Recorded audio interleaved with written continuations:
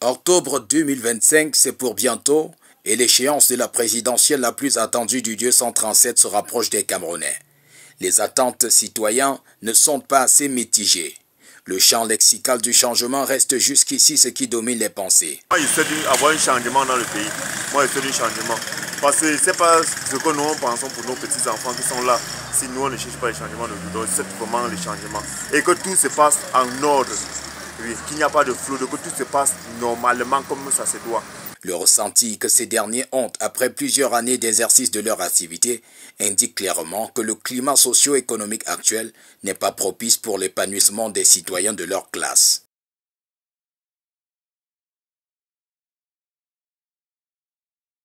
Ma part d'attendre, c'est que nous, on veut un changement au pays. On veut vraiment un nouveau président. Si peut-être le nouveau président peut aussi apporter des merveilles. À mon niveau, je vois qu'il n'y a pas de changement. Le pays est tout là. Depuis 2001 que je suis né, voir le pays est tout là. Il n'y a pas de changement. Au fur et à mesure, le pays devient difficile. On se cherche, on ne parvient pas à trouver. Peut-être on espère qu'un meilleur président peut nous apporter le succès.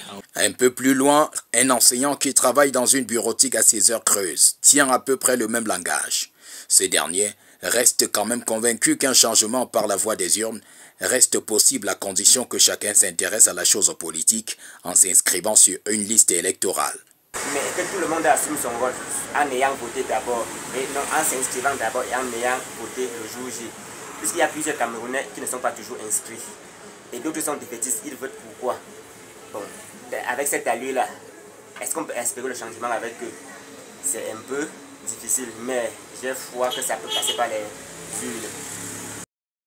Alors que le corps électoral sera convoqué dans quelques semaines, des spéculations se font à toutes les vitesses sur la présidentielle d'octobre 2025. Et les arguments gravitent presque toujours autour de la fiabilité du vote à venir.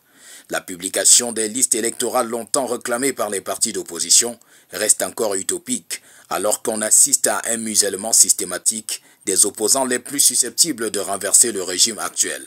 Autant d'irrégularités qui font planer un doute permanent sur la fiabilité de l'élection présidentielle d'octobre 2025.